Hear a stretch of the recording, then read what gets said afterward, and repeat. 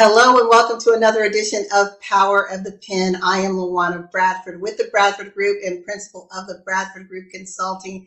And I am so excited to be here with you again for another amazing edition of this show where we get to spotlight authors, amazing books, recommended reads.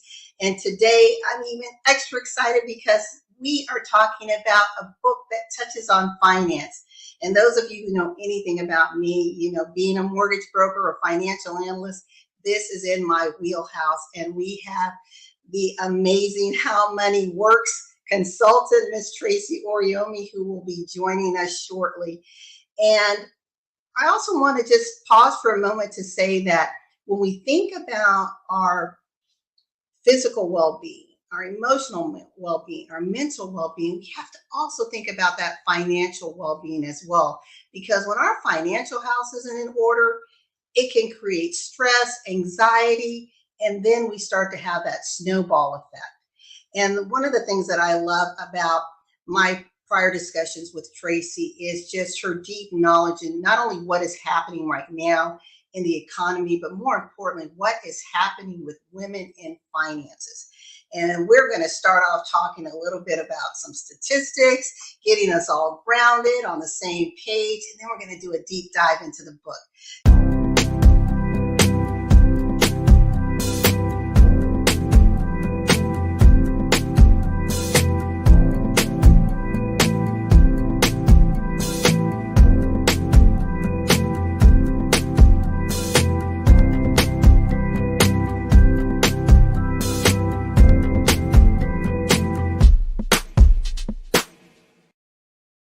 Tracy, how's it going?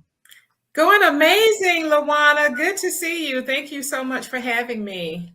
Well, thank you for saying yes. I've been watching you. You've been traveling all over, rocking and rolling. You were at the Hamptons, and I think it's great that your lifestyle and your business allows you to expand, explore, and just really level up things for yourself, right? Absolutely. I just think it's so important to continue to learn, continue to grow, continue to develop ourselves, because there's information is always changing. It's so much to learn. And I'm all about continuing to, know what's going on in my industry. Yes. Well, Tracy is a financial wizard. As she says, she is the How Money Works consultant, and her company is affiliated with Wealth Waves, which is on a mission to help increase the financial literacy of people around the world. And Tracy has a specific passion as it relates to women. She is also an amazing contributor within the Celebrate You Women Embracing Wellness community, where she comes on weekly and gives those financial tips. You'll also see her throughout social media, just knocking on your virtual door, telling you all of these amazing things that you may not know or not even have the insight to ask the right questions. But she is there doing the work for you so that you can level up your finances for today, to build for your future self, as she likes to say, to have that sleep at night money, that peace when you lay your head down at night. So, Tracy, tell us about, we're right now, we know the world is kind of like up in arms with what's going on with the stock market and interest rates, and no one knows what's going on. And we know that the pandemic, even before this, had a disproportionate impact on women because of the industries that were most hit. Women occupied many of those positions. Also, women were and still are sandwiched between taking care of children, taking care of aging parents, not planning as aggressively for retirement as our male counterparts. And I know there's some other pretty shocking statistics out there. And can you share a few of those for us? Absolutely. Thank you, Luana. Like you said, there's so many shocking statistics out there. And one of the statistics, that is quite troubling to me is that 80% of the elderly poor are women. 80%. And 7 out of 10 women, 7 out of 10 of us, Luana, will never retire. And that is because we can't afford it. It's one thing if you want to continue to work, because you want to. But there are so many women out there that are working because they can't afford not to. They have to continue to work. So that's why I tell women that it's so important to pay yourself first. It's so important to pay yourself first. Treat your savings like a monthly bill that you have to pay. Treat it as if it's a monthly bill. Make sure you pay yourself first, right off the top. And some people say, well, how much should I be saving? What is that amount? Whatever is comfortable for you, whatever you can afford. A good rule of thumb is 10%. But if you can only afford 5%, 1%, whatever you can afford, pay yourself first so that you're not a financial statistic. And I like what you said, because just that simple statement, pay what you can afford, is giving people grace. We don't feel like we have to do a certain amount. It's what is comfortable, but the key is being consistent, right, Tracy? Absolutely. You have to be consistent.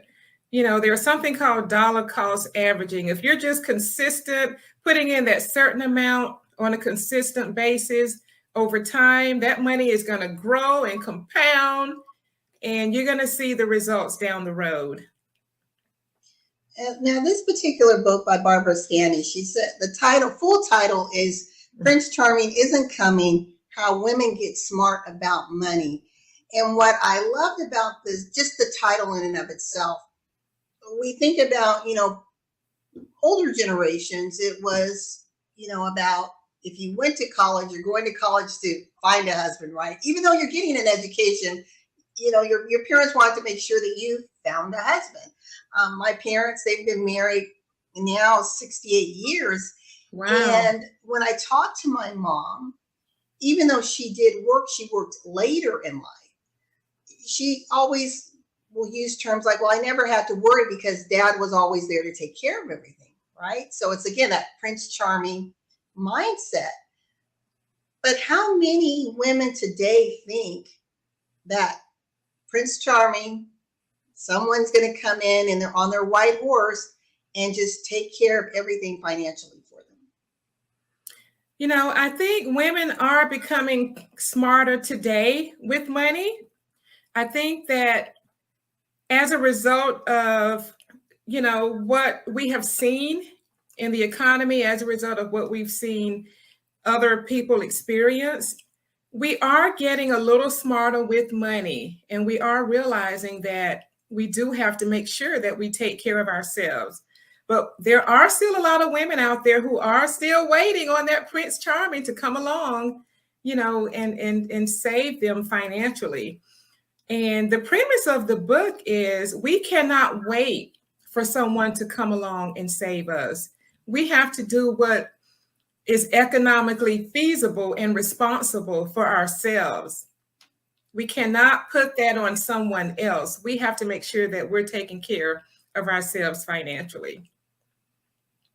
Yeah, I totally agree with that. I know when I was married, obviously you have this 2-income household, and then when you're divorced and that income is cut in half, I have to be honest, Tracy, for a little while, I questioned, can I do this on my own?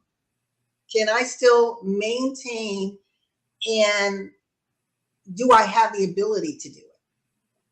Because my husband, even though and this is the funny thing, I'm a financial analyst. I did it for business, right? But at home, he was the one that was managing everything.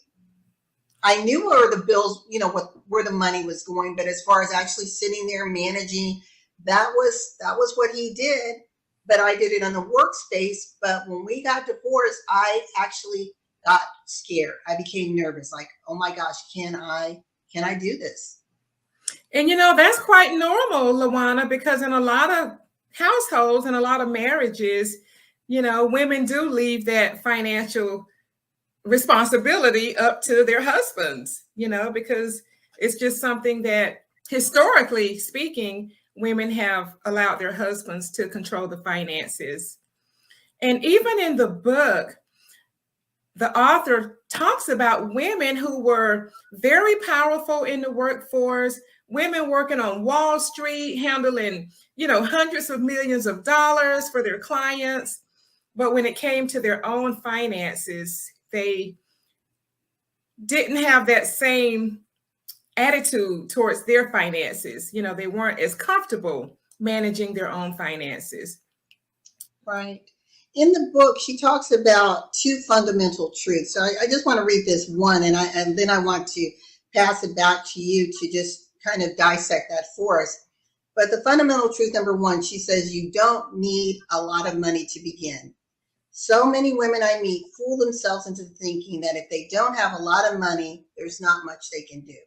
That's simply not true. I've talked to teachers, bookkeepers, secretaries, people whose income were fairly low on the pay scale, yet over time, they built sizable net worths. Indeed, the women you will meet in this book run the gamut on the economic scale. Some are quite wealthy, but the majority, however, have modest means. Yet regardless of their cash flow, they became savvy investors. Tracy. Absolutely. Well, I'm gonna talk about my grandmother right here, because my grandmother never made much money in her life. And she always said, it's not what you make, it's what you keep. And a lot of women feel like they have to have thousands of dollars to get started, so they never start. You can actually open up a Roth IRA with as little as $10 a month. So it doesn't take a whole lot. Just start where you are. The bottom line is just start. When my grandmother passed away, she had CDs all over the place. And I'm not talking about music CDs. I'm talking about bank CDs, certificates of deposits. And this is a woman who never made much money in her life. So it's not what you make, it's what you keep.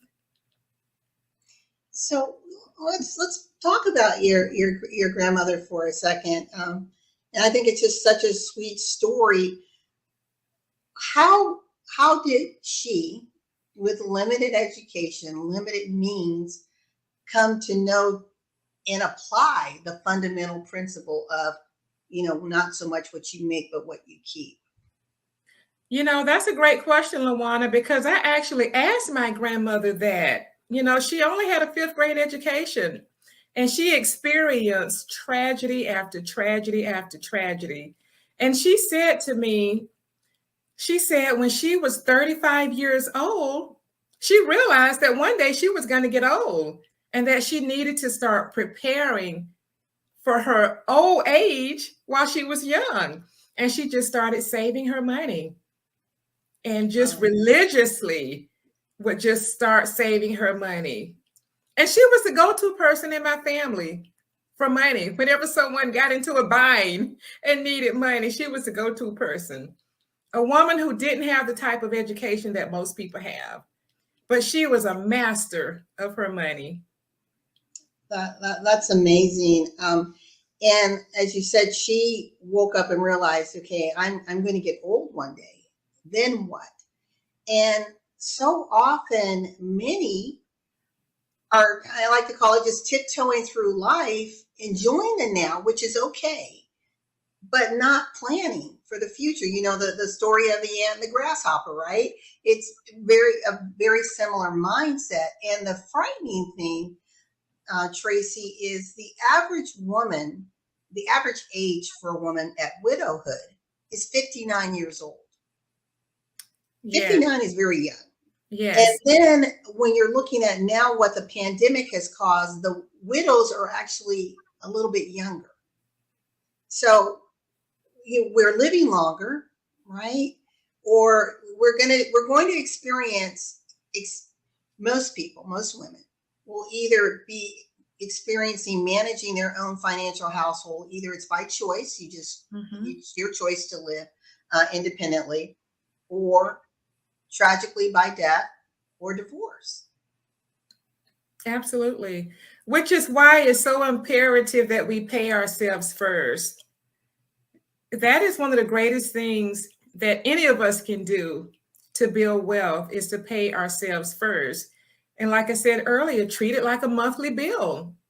It's so important. Now, I want to be a devil's advocate. Someone may say, well, Tracy, I hear you, but you just don't understand. I'm a single mom. I'm not making much. I would save if I could, but I can't afford to. What would you say to that woman? I would say to that woman, you might have to consider picking up a side job. You may have to get a side hustle, is what the young people call it. Another thing you can do, if you are a W-2 employee, consider adjusting your withholdings. And just by adjusting your withholdings, you can potentially see a few $100s back into your paycheck every month. Instead of it being in Uncle Sam's bank account, it can be in your bank account. Adjust those withholdings. Pick up a side job. Take your lunch to work. If you're eating out for lunch every day, take your lunch to work. I know a lot of people are working from home now, but if you're working in the office, consider taking your lunch. Right. It's the little things. Now, I know some people may look at you, Tracy, or even the author, Barbara Stanny, and say, okay, you guys have it all together. Like with Barbara, her father was Richard, the R in H&R Block, right? So there is already this financial legacy. You, Tracy, have this financial legacy from your grandmother. And someone may say, well, you were lucky. I don't have that. I didn't have parents or grandparents to guide me or set an example. How am I going to do this? How am I going to find this information? How am I going to find mentors and coaches that can help me even understand how to even create a budget? Well, you can reach out to a financial professional. You don't have to do this alone. You can certainly subscribe to financial blogs, start listening to podcasts about money, read books about money. You can go on Eventbrite and register for free seminars about money. This is 2022. There's something called YouTube University. You can go on YouTube, go to YouTube University and, just learn. There's so much information out there. With it being 2022, we really have no excuse. That's true. And it is 2022, but the reality tells us, Tracy, and you and I have talked about this a lot. Women don't like talking about money. As you have told us, they'd rather talk about death than money. Why? Yes. What is the phobia? Why do we feel like we have to cloak ourselves in secrecy instead of just sharing our information or reaching out with a request for support? Well, a lot of it is internal. A lot of it has to do with messages that we heard growing up. We've all heard money doesn't grow on trees. Money is the root of all evil. Don't talk about money. Don't tell anybody how much money you make. It's impolite to talk about money. So we have those feelings, that we grew up with, that money is just not something that you're supposed to talk about.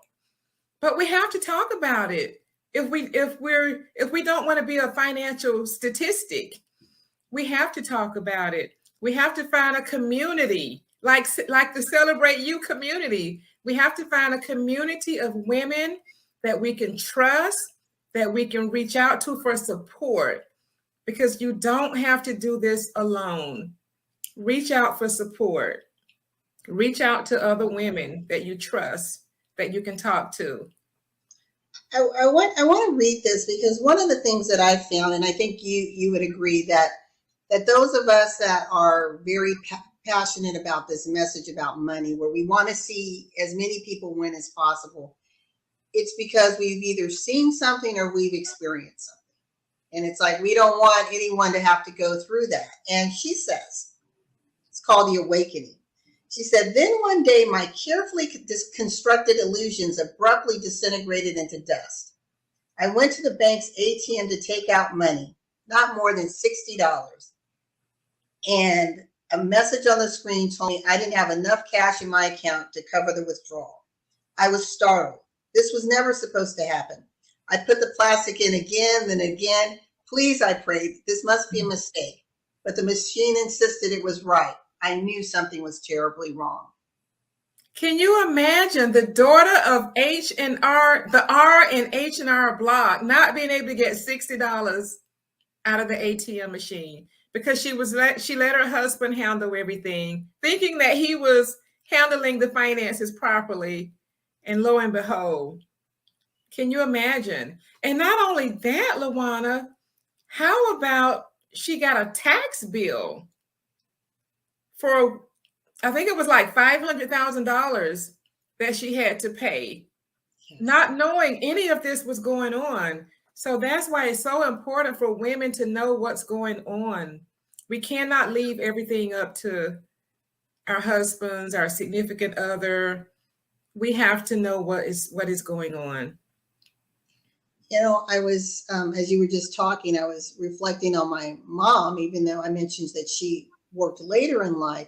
But because my father was in the military, he sent her to a school, a business school, to get specifically some financial courses. And she was asking him, well, why do I have to handle this? That's what you do. He said, because I'm gone a lot, you know, TDY, and I'm deployed. And what if I don't come back? What a smart man. He's like, you need to know how to manage this household and take care of my kids. What a smart man. Wow. And she did that and still does. I mean, they work together, but, you know, at 86 and he's 91, he said his greatest surprise was when he retired. He decided to retire at 60. And at his retirement party, she stood up to announce to all their guests that she had paid off the house. That they were wow. Debt free. That's amazing. Right. But she told me, had he not pushed and was persistent, you know, for that generation, she said, I was comfortable just, you know, letting him take care of everything. Absolutely. Absolutely. Because that's the generation, you know, that she grew up in. And a lot of women still have that, you know, that mindset today. Let the man handle it. Wow. Kudos to your dad. That is awesome. Yes. That he did that. And you know, Lawana, most people would never pay off their house. I know. Being in the mortgages, I'm amazed. I was talking to one client and she's been in her home for 35 years. So she wanted to refinance because she said she wanted to make some home improvements. Mm-hmm. I assumed her home was free and clear. I'm like, great. She still owes 25 years on the home because she has just been refinancing and refinancing and refinancing, pulling money out. There's not much equity in it. And I thought, oh my gosh, after owning something for that long, and, you know, she just doesn't have the value in it to really do what she needs to do at this point. But I see that a lot. Most people will never pay off their homes because of the habitual refinancing over and over and over. I'm so proud of your dad for what he did for your mom, especially in his generation. You know, yes. He was really thinking ahead. That is absolutely wonderful. So I want to ask you, what was it about this book that attracted you? Did someone recommend this book to you, or did you just happen to see it and you flipped through it and it just resonated? Because I know you mentioned that you got this about 10 years ago, right? Yes, I was actually at a conference. And one of the ladies at the conference asked me if I had read the book because she said she was just so enthralled with the book. And I said, no, I hadn't even heard of it at the time. So after she told me about it, I picked up a copy and it's just been on my mind and it has just really resonated with me ever since. And that was That was around. It's been a little bit over 10 years ago, but it's the one book that just really sticks out in my mind constantly, because we all, grew up with this idea of Prince Charming, is going to come Yes. in and save us and take care of us. We all grew up with that. So, what I loved about the book is, even in your darkest financial hour, it's showing you that there is hope, that there is possibility. Like you said, she wasn't able to get $60 out of the ATM, had this tax bill in excess of $500,000. I mean, that's a lot of money. But yes. but she rose above it. She was able to overcome that. And sometimes we get so crippled by, I've got 20,000 in credit card bills or whatever it is, and I'm not minimizing what you owe, but just imagine the stress of having that much debt on you that you didn't even know about. And not once, but twice, because there was another time in the book where I think it had to do with, she received another tax bill that had to do with. Yeah, here it's right here. It says this time a tax shelter. A tax shelter, $643,000 for a tax shelter my husband had gotten us into in 1979, which had been declared illegal. I'd never heard of this tax shelter, but my signature was on the partnership agreement. No surprise, I'd signed without questioning anything. Now my ex-husband, unreachable in Israel, I was the one who had to pay back the original investment plus the killer fines and penalties. And how often, let's not even talk about the marital component, but how often do we go and we purchase something and there's a contract? And don't read the fine print. No, right. It's like we trust someone to tell us what it says, if they are even going to explain it, and then we sign it. Mm-hmm. Absolutely. Because we don't take the time to read all of that. We just assume that it's to our benefit. Right. And that's the frightening thing. So when you can get into, and let's just look at credit cards, right?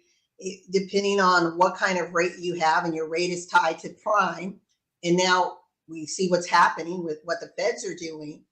Now what was affordable may no longer be affordable, but you signed a contract. I mean, believe it or not, yet that credit card is a contract. You're saying, I agreed to borrow money at this rate and I agreed to repay it on time. And if not, I may be penalized, or they can call everything due in full. And most people don't realize that is in their right, that they can say, in 2007, 2008, that's what a lot of people experience, is that liberty that the banking industry took to, even though they got a bailout, they didn't pass on that favor or grace to their clients. Absolutely. And they can raise those rates at any time. Something I did for my mother when I was in Florida recently is I called several of her creditors and I asked them to lower her interest rate. Some of her credit cards were 25% interest, 27%, 29%. I was just going through her bills and I said, Mom, we got to do something about this. So I started calling her creditors and asked them to reduce her interest rate. Because what people are paying in interest is just, it's highway robbery on those credit cards. Yeah, I think it's modern day loan sharking. And you can always pick up the phone and call and ask for a lower rate. Let them know you want a lower rate, or you're going to transfer your balance somewhere to another company. And that's a good tip, Tracy. So many people don't realize that you can have that conversation, and that's where being comfortable talking about money. And if you've been a good client and paying on time, why not? The worst they can say is no. Absolutely. And I was able to get one of her cards down from 29% to 14%. Wow. Just by picking up the phone and calling. And That's if amazing. they say no, call back and get somebody else. Ask for a supervisor. Exactly. It's like, do you know how long we've been with you? Exactly. With this book for you, what were like 2 or 3 of the most,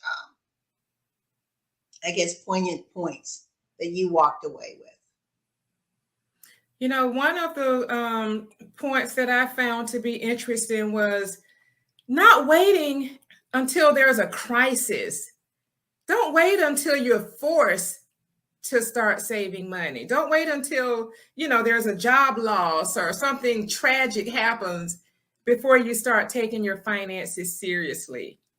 It's so important that we start today. What is it about that? There's a quote about a bamboo tree. The best time to plant a tree was 20. When is the best time to plant a tree? 20 years ago? When is the next best time? Today? Yes. It was so important when I read that about, not waiting for a crisis. And also the fact that you don't have to have a fortune to start saving money. Start where you are. If you can only save $1 per day, at the end of the month, you'll have $30. Just start. Now, would you recommend that same philosophy for someone who is, let's say, in their mid 50s and is now divorced and has the aspiration to retire in 10 years, but they really don't have enough saved to maintain their standard of living? Which means they will more than likely have to work a little bit longer. One thing I recommend is contacting Social Security just to kind of see where you are. And that'll give you a gauge as to whether or not you can retire at whatever age you choose or desire, or whether or not you need to work an extra 5 years or 10 years. I want to ask you this question because I know you were prior corporate, college graduate, prior corporate, but now you're independent, you're self-employed. And even though the underlying messages are the same, right? Starting now, pay yourself first, being consistent. What are some things that an individual who's self-employed really needs to pay close attention to that a W-2 employee may not have to stress as much about? Taxes. Make sure you're paying those quarterly taxes. Make sure that the money that you're making sure that you're allocating a certain percentage to pay your taxes, because a lot of people get into trouble with that, because when they were a W-2 employee, they were accustomed to their employer paying taking out those taxes for them. And now, as being self-employed, that's something you have to be responsible for and take care of so that you don't get in trouble with the IRS. That is very important. And you can consider a SEP IRA or a 401k for self-employed individuals. So that's something you can consider as well. And that's good advice. And this is, again, it just shows you how important it is to not try to know everything, because that can be a burden in and of itself and can create just stress and other physical ailments. So if you surround yourself with those experts, with people like Tracy Oriyomi, the How Money Works coach, to help guide and point you in the right direction, then believe it or not, it does take a little stress off. It does lighten that load a little bit because you don't feel like you're all alone, right, Tracy? Absolutely. Absolutely. That's, like I said earlier, you don't have to do this alone. Reach out to a financial professional, Reach out to the Celebrate You community. There's so many talented women that can help you, that can hold your hand. You don't have to do this alone. And you don't have to have a whole bunch of money. You can open up a Roth IRA for as little as $10 a month. Wow. Well, it doesn't get much better than that. So, Absolutely. Tracy, I cannot believe we're almost out of time, but as Already? always, I love to give our audience time with just the guests. So I'm going to take myself down and allow you to share any other pearls of wisdom that you have to offer and how individuals can contact you and or work with you. Okay? Okay, thank you.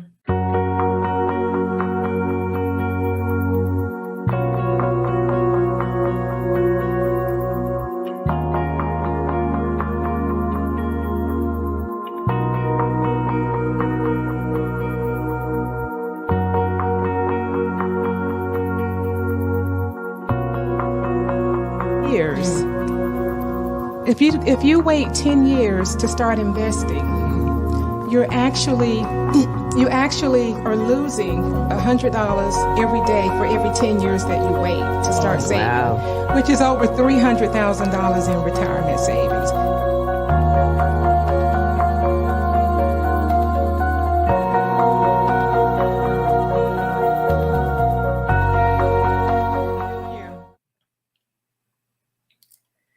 I am Tracy Oriyomi, and it's been such a pleasure to speak with you this evening. I want to share something with you that my grandmother said, and that is, make sure that you look out for your future self. Look out for your future self, because there's an 85-year-old inside of you who's hoping and praying that you are going to make decisions today that will benefit her or him tomorrow. I want you to consider this. The average person is going to work, on average, about 90,000 hours over their lifetime. How much of those 90,000 hours are you going to put aside for yourself? Because most people are only putting away a fraction of that for themselves.